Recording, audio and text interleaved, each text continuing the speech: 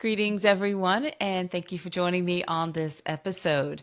I've got my special guest waiting here with me. So if you're watching the video, we're sitting here smiling. For those of you listening, my name is Dr. Charlotte Huntley, and I'm your host. I'm a public health entrepreneur with over 25 years of experience in healthcare and public health. And I've supported a lot of entrepreneurs along the way. On this episode, I'm going to introduce you in just a moment to our guest, and she's going to share about her business. And she's also a member of our mastermind program that I talk to you about so much on this podcast. At publichealthentrepreneurs.com, you can find out all about it. So just make a note of that. But for right now, let's introduce my guest, Jesse Hekmati. Jesse, welcome to the podcast. How are you? Thank you so much for having me. I'm Oh, happy yeah. to be here. I'm really happy that we were able to line up the times and you're able to join me. I'm looking forward to our conversation. Well, let's just start at the very beginning. Why don't you tell everyone a bit about yourself, about your business? Start wherever you like. Yeah, so I started the public health journey actually during COVID, before the pandemic became a pandemic. Okay. So it was really interesting to follow along in my coursework as COVID unraveled, and yeah, it was quite the everyone knew what an epidemiologist was finally, Right. and all of the things, but. So that was very interesting. And then I ended up having my second born. And so I took a year off, and then I finished with my practicum experience where I kind of specialized and well, I was introduced to the world of One Health. And that's where I specialized in my practicum and how I've started, what I'm doing today. So yeah, I just love all things public health and prevention and just how to just benefit society as a whole when it comes to healthcare. Yeah. So, I remember, well, not exactly the first time I was introduced to One Health, but I remember the feeling was like almost like a light bulb that, oh, well, of course this makes sense. I used to work in virology. So when I was back in my microbiology days in healthcare, I was in hospital labs and specialized in the microbiology lab. And then I transitioned to public health labs first before doing other stuff in public health. And once I got there, I specialized in virology. And I'm not sure how I kind of turned and went down that hallway, but it was uh-huh. this specialized, and I found myself doing things like rabies testing. Yes. And, I got so, and then, running the tests for West Nile virus, which is like, Yeah. I remember being in, biological safety level 3, with Uh-huh. all the gear and Yeah. like grinding these little mosquitoes, going, how did I get here? Why am I working with Yeah. mosquitoes? Yeah. How is to, this related? yeah. Yeah. Exactly. so, But but yeah, so it makes sense to me, just yeah. One Health just makes sense. Mm. So tell me a bit more about what you do in your business. So, I mean, as I don't know how many people are aware of One Health and the whole side of basically how health is interconnected between animals, humans, and our shared environment. But basically, my business is centered around that. And Small Ruminant Solutions is my business. And small ruminants, they are sheep and goats, which are really big industry in the U.S.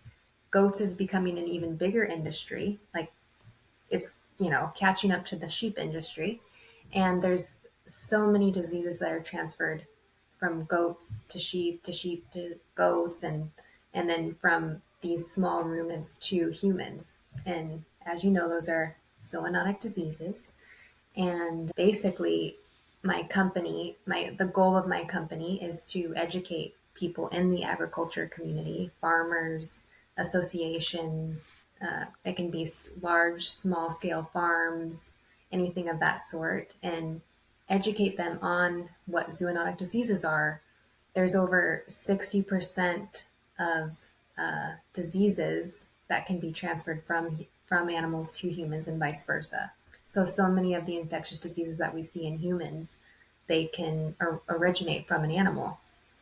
And I don't, there's I mean, people are aware of this, but there's quite a few people who are really unaware of how you call how contagious it can be from an animal to a human. So with One Health, not only do or in my company in Small Ruminant Solutions, not only do we educate people in this community, but we also can go in and assess the current biosecurity plan that they may have, if any. So that could include quarantine practices that you do before you enter a goat pen or a sheep pen, and reportability. So the USDA requires a certain amount of reportability when there is a zoonotic disease. There's over 100 diseases that should be reported to the USDA for land animals.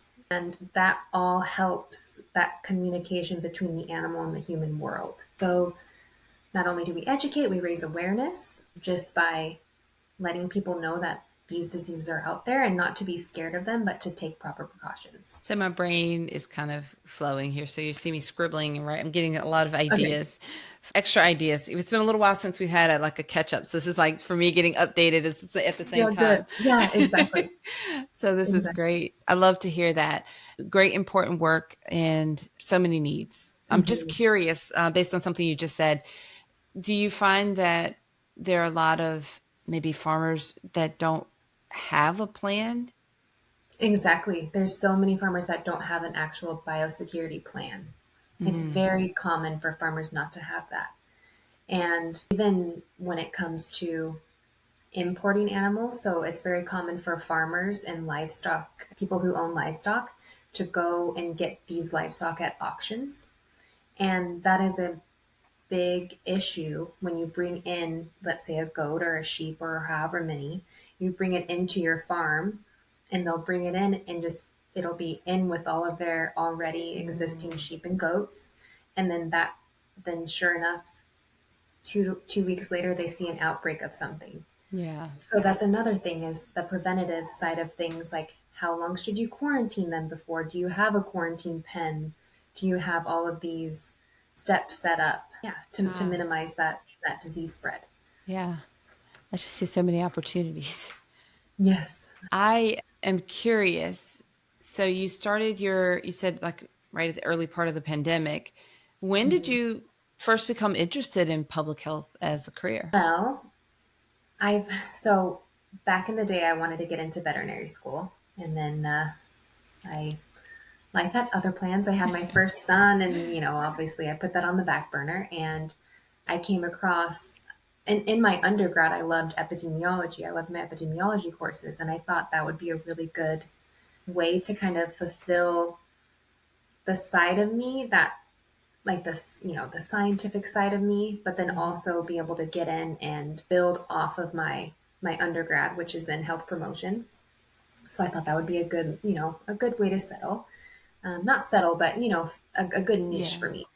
And then that's when I learned even more about One Health, and so the whole animal loving side of me, that made it even more exciting for me. And I just feel so fulfilled. Not only do I love this, health scientific side of it, but I also get that animal passion Yeah. fulfilled in this way, which makes me so grateful. And so that's kind of how I came across where I was like, I felt satisfied when I found this whole One Health niche and how it can, help humans and people with disease prevention and all of that. That was my niche. And I felt it instantly. So during my practicum experience where I worked with Dr. Willie Lanier in Utah, he's the veterinary epidemiologist for the state of Utah. Okay. And that's where he had me work in Q fever. So I studied Q fever in animals, in cows, sheep, goats, and then also in humans. And so I was able to work with the veterinarians and the Utah state, and kind of correlate the data from the human side and the animal side and find out where the gaps were, the trends that they were seeing Q fever, how common Q fever was in the animals during certain times of year versus humans, and all of that, which is where that's where I was like, okay, this is what I want to do. Something in this. So, That sounds great. Yeah, I love it's, not a lot of people kind of find something that they're that sweet spot where this is something I'm good at, this fits my life, I'm passionate about this, and it, where it comes together. So when I come across and I meet people that do have that or find that, it's great, because now Yes. that, for me, I feel like that's the thing that keeps us going, and we can recenter based on that. It's Yeah. when the workplace gets crazy, when business gets crazy, then we can still kind of recenter based on that core Yeah, passion, like the why are we here, why are we doing that, exactly. right? That's great. Yeah.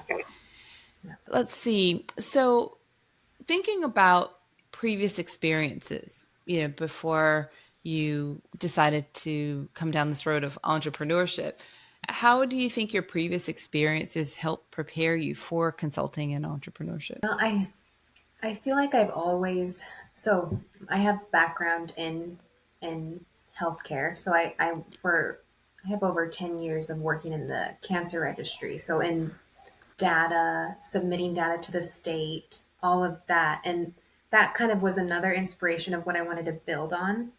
Like what happens after the data is submitted? What's the next step? And I just rather than being on that bottom where I'm submitting the data and putting together the story, I wanted to do the next part and analyze that. So I feel like knowing where data comes from the beginning, like even though it wasn't necessarily in the One Health field that I'm passionate about, I really get to see where data comes from. After a patient walks into the hospital and they're diagnosed with cancer, for instance, what happens then? And then how that gets to the different levels of data and how the data then is shared with the public and how they draw conclusions as to, for instance, why does smoking cause lung cancer? So basically seeing it from the beginning. And I feel like that really helps, especially the way my brain works. I have to start from the basics and build upon it. And so I'm kind of able to see how it all gets put together. And I feel like that has really helped me with public health and this whole epidemiological aspect of it. So I'm able to kind of know from the get go what you have to do to be able to then analyze and draw those conclusions in the field. So, Yeah, that makes a lot of sense. I am kind of similar, just kind of understanding the big picture, the why helps me kind of think through whatever comes up if I have to yep, understand the kind of big picture of things. yep. So that's really, I can relate to that. Mm-hmm. So are you, let's see, I'm going to ask you two questions, but you Okay. can, because I like to present not just the pretty, oh, this is the perfect world, become a consultant or an entrepreneur, Yeah. but kind of a real, but I don't want to just kind of, bash on it either. But I would just like to know, I'd like for you to share, what do you like most about consulting and entrepreneurship? And then what do you like least about Okay. consulting and Okay. entrepreneurship? Well, let's start with the good, the Okay. I feel like they're just, I mean, everything's in what you dream it can be, you can make happen. And, the creativity side of it, I've enjoyed that. The endless opportunities that, your mind is just constantly going and you can do this and that. It's very exciting. It fulfills that side of me that's like the go getter and the excitement that I want in life, really. I have I get so excited about things and I need something to satisfy that. And that, this whole side of entrepreneurship is what does. And then, like I said, to the creativity side, trying this, seeing if it works. If it doesn't, try this, the possibility to fail without having your boss or someone telling you that you did it wrong. You kind of just get to figure it out yourself. But at the same time, I feel like that's also what's difficult about it. So, like, the uncertainty that I love is also what makes it difficult. Like, you know, I have a full time job on the side currently, or my full time job, and I'm doing this, like, I'm building this as I continue to work in my full time job. And even though my full time job provides me the security that I need, it's not fulfilling that passionate side that I want. So I feel like it's kind of what I love about it is also what makes it difficult. Yeah. The unknown and That's Perfect. I definitely get Yeah. it. And I was the same. I was working full-time job and I had this, I was, started this podcast and then it led to like coaching and it was very fulfilling and very exciting. It filled a gap because my job was my job and it was good. There was nothing it was not, there's nothing bad about it, but I just always Yeah. had a feeling that I had more to give than I was allowed to in that role. Yeah. It's kind of the feeling I had. Like Um, constrained almost, huh? Like, yeah, yeah. yeah. And so I was just open to, how it would grow. I was just open. Yeah. I couldn't even imagine really when I started that I would be doing this full time, but I was just kind of open to growing and seeing where it would go. Yeah. So this is very much like you described, like it's exciting and this is very rewarding. And it's also very, very much the thing that clips me up because it's like, oh gosh, I've got to figure that out. Yeah, exactly. So I'm loving this conversation so much. And as we kind of wrap up, I have a question that I like asking this question because I think it kind of gives an opportunity to kind of tie it all together. I think as entrepreneurs, Mhm. that's very creative all by itself. And, as public health folks, we're more scientific and maybe structured. Yeah. So the two together gives us the opportunity to be both scientific and creative. Mhm. So in Yeah. what ways are you maybe creatively advancing public health through your business? Well, I feel like One Health is so I don't I feel like it's still very unknown. It's been around for a while, this idea and this concept, but lots of people still don't really know what it is. And I feel like my business is kind of bringing the awareness of that and the importance of, the interconnectedness of health of, human animals and the environment. So I feel like it's bringing awareness in the world of public health, what One Health is, you know, think of how more and more animals are becoming a part of our everyday lives, which just makes it that much more complicated. The avian flu pandemic that's happening in the U.S., the COVID, Q fever, any type of disease outbreak typically is related to animals because of how much they are a part of our life. So I feel like with my company, a big part of it is just raising awareness of the One Health initiative in the field of public health. It's also providing education. Not very many farmers and individuals know that, yeah, we need to report these diseases. How can we get these individuals to report the diseases so we know and we can, nip something in the bud before it becomes a huge outbreak? So yeah, education. And also, I feel like the biggest part of my company is bringing prevention. So, what is the famous saying? An ounce of prevention is worth a pound of cure, which is my Yeah. favorite. I love that quote. And I feel like, with any type of, later when we see this outbreak occurred, everyone looks back and says, okay, how could that have been prevented? Mm-hmm. And awareness, education, making it available to people in a way that they can be receptive is the best thing we can do is create that prevention and raise that awareness. And so I feel like that's the ultimate goal in my company is the whole aspect of prevention, which obviously we as public health entrepreneurs, we all know how important prevention is. And whether it's a vaccine, whether it's education, biosecurity practices, just preventing those future outbreaks before they cause financial loss, lives lost, etc. Yeah, that's really well said. Thank you for sharing that. And thank you for being my guest on this episode. This has been such a fun conversation. I've been taking a lot of notes. So Yay. I'm so I'm so glad that you're in the mastermind program so that I Yes, can use some of that I time to love, by dive the in. way. Yeah. Oh yeah, I'm glad you do. I love it. Yeah, I The remember accountability I need. yeah, yeah. So, I love how when we first talked, you applied and we met and talked and you'd be a great fit. And I was really excited. Personally, we have a very diverse group in there and I'm really proud of that. And I knew you were such a great fit, like your One Health perspective in there and there wasn't any other mhm. person in the group with One Health focus. Not that it had to be something separate, but I knew that that would just Yeah. be a great addition. I'm just really thrilled to work with you. And now I've got all these extra notes. So I'm going to feed some of this Yeah. back to you a little later. Yay, I'm so glad.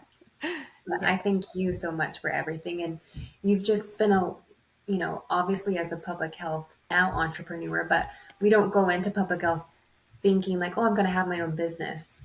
We're Right. passionate about it and we need that guide. And I Yeah. feel like you really have been that light for me. And I'm so grateful. Oh, I wanted to add one little thing because I just find it really interesting and serendipitous about, so my professor slash head of my school, Regis College that I went to, Dr. Beatty, I they it's really interesting because Dr. Beatty and you guys are friends, correct? yes. Like you guys know, I don't know how long you've known each other and all of that, but I just remember listening to your podcast and Dr. Beatty was a guest. Oh, yes. In your public health on call, I think Yeah, you're, well, it's public health epidemiology conversations. yeah, epidemiological conversations. Yes. And so I put two and two together and it just all just, obviously, so I trusted you from the get go, and like it just all came together. And Dr. Beatty recommended you, and it just really worked out. So I'm so grateful. Oh, So I absolutely love that. I'm glad that you added that too, because I've forgotten about that connection. And that also, you just dated yourself. If you listen to the public health epidemiology conversations yeah, and you heard that episode, because he was one of the early guests on the yeah. podcast. I mean, Um, I've been listening since COVID, so oh yeah, to your older ones. he is a great friend. We've known each other for a long time, and I'm trying to remember. I honestly can't remember when we first became friends, but I've known Yeah. him for a very long time. He lives in my local area. So, like, he and his Okay. wife, me and my husband, we've gone out to dinner. We've That's so. spent time together. So, that kind of a friend. Yeah. And then I haven't talked to him in a very long time. So, we'll have to make sure he listens to this episode. Exactly. I'll text it to him when it comes out that That's he needs right. to listen. Wait, go to the end where I mention you. That's right. But that's such a great reminder of just the power of our network as well, and Yeah. really getting to know people, and when we, like, maybe people are listening now are thinking, oh, this is great. They may go back and listen to that old Yeah. episode with him, but just Yeah. just as a reminder, it's important that we are connected. When you hear someone and something resonates with you about that person, connect with them and just stay in touch. And you never know when things will, what we merge and what will come of it. But Yeah. yeah, Exactly. thank you for sharing that. That's such a Oh yeah, I'm glad that that we had time to. I love that. yes. Well, thank you so much, Jesse. It's been such a delight to have you on this episode, and it's such a pleasure to work with you. And I'm excited to see and watch your business grow Yeah. and the impact that you'll be able to have. Thank you so much. I'm so excited. Thank you, Awesome. Dr. Huntley.